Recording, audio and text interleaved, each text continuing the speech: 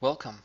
Over the next hour or so, I will run through the exam paper from August 2013 and we'll get started right away. We get a lot of information to begin with, but what is important here is that we find exactly the information that we need to do the exercise.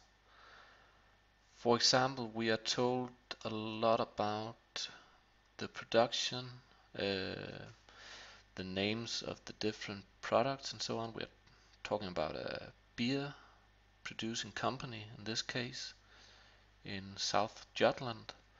But the first the first piece of information that we have to take in mind is that the marginal cost are 80 kronos per draught. That's important.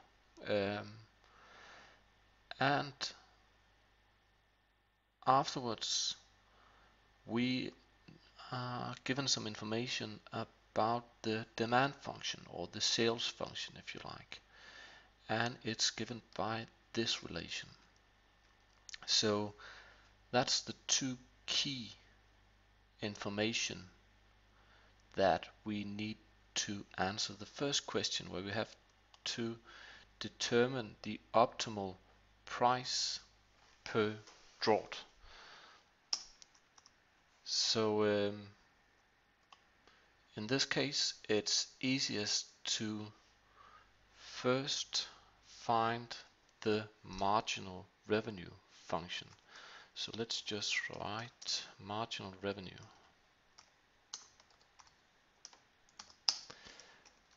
And marginal revenue in this case, as it is always the case actually, will be equal to the demand function but with double the slope, so it's minus 0.1 x. I'll write x instead of q, but never mind, plus 600. So that's the first step. We also need to know the marginal costs. And in this case, we are told that the marginal costs are equal to, I believe it was, 80 kronos per draught. So marginal cost equals 80. Now, that's what we need to solve question 1.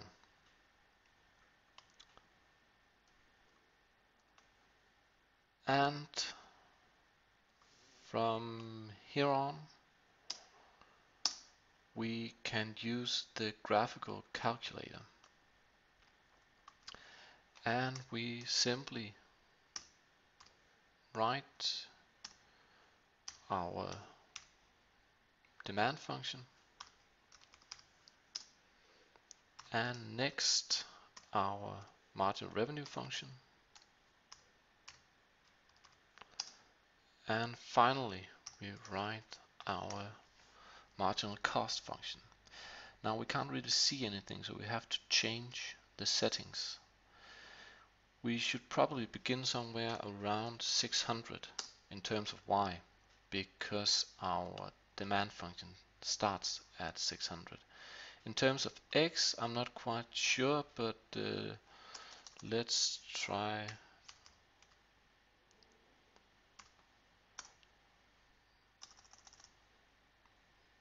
80,000. I think that's a nice picture, like that. We can see that the optimal quantity, that means where marginal revenue equals marginal cost, is equal to 5,200. To find the optimal price, we have to look up on the demand function, the demand curve, and look for the point where the quantity equals 5,200. So now we actually have the solution. We have to produce 5,200 units and the optimal price will be 340.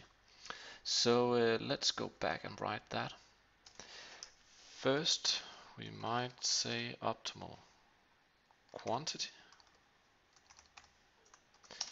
The way to find that is marginal revenue equals marginal cost. In this case, it was minus 0.1x plus 600 equals 80.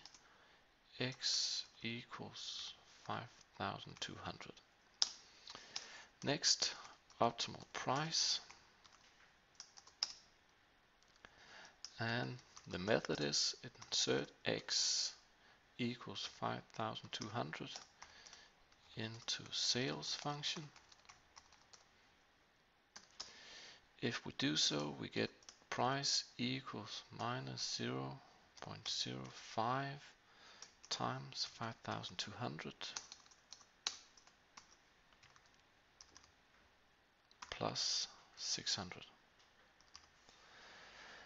And in this case, the result will be price equals 340.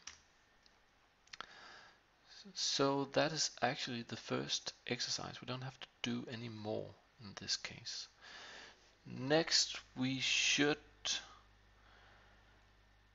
calculate the contribution margin at the optimum price. So let's try and do that. The easiest way to do it is to make a small Excel calculation. In this case, the revenue will be given by 5,200 times 340. If we do that calculation,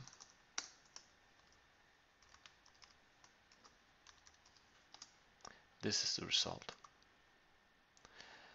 And the variable costs will be given by 5,200, the number of units, times the cost per unit, which is 80. And the contribution margin will then be revenue minus variable costs.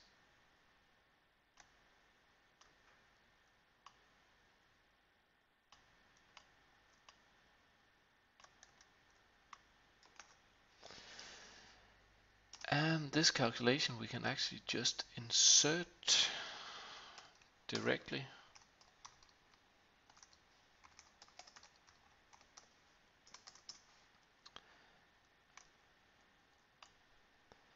And we have now calculated the contribution margin. It will be equal to 1,352,000 Danish kroners. Now, next question, we have to calculate the price elasticity at the original price of 300 Danish kroners. And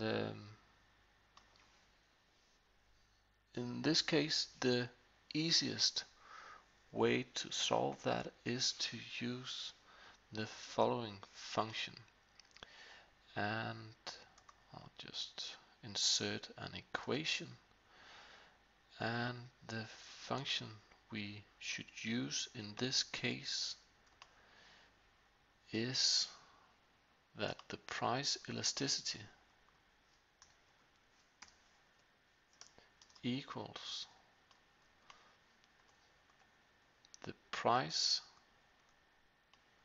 at that point divided by the same price minus B.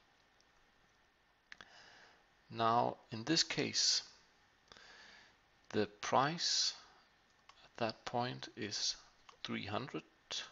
So let's write that. 300 divided by 300 minus 600.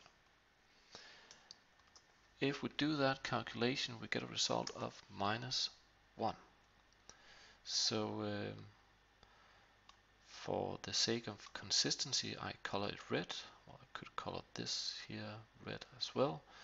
So we know that that's the solution that we have made. Now in question 1.4, we are asked to discuss whether it's solely based on the price elasticity at a price of 300 could have been acknowledged that the price was not optimal. And in this case, yes, it could, because if the price elasticity is equal to 1,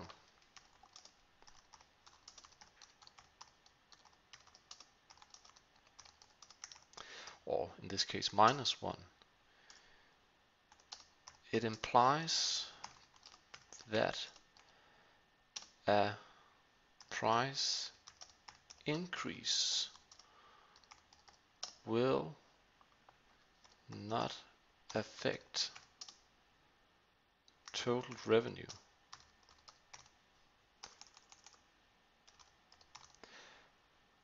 And the same will be true for price reduction. That's because if we raise the price with 1%, sales will drop by 1%. Those two effects will equal each other out and revenue will remain unchanged. However, a price increase will lower sales and therefore also variable costs. So therefore, a price increase will keep revenue constant but lower costs. Hence, it will be more profitable to raise prices. Now that's a nice clear explanation of why we actually could have acknowledged that the price of 300 was not optimal. Remember that we have found the new optimal price to be 340. That was what we found up here in question 1. Now that's the first 4 questions, and we'll continue.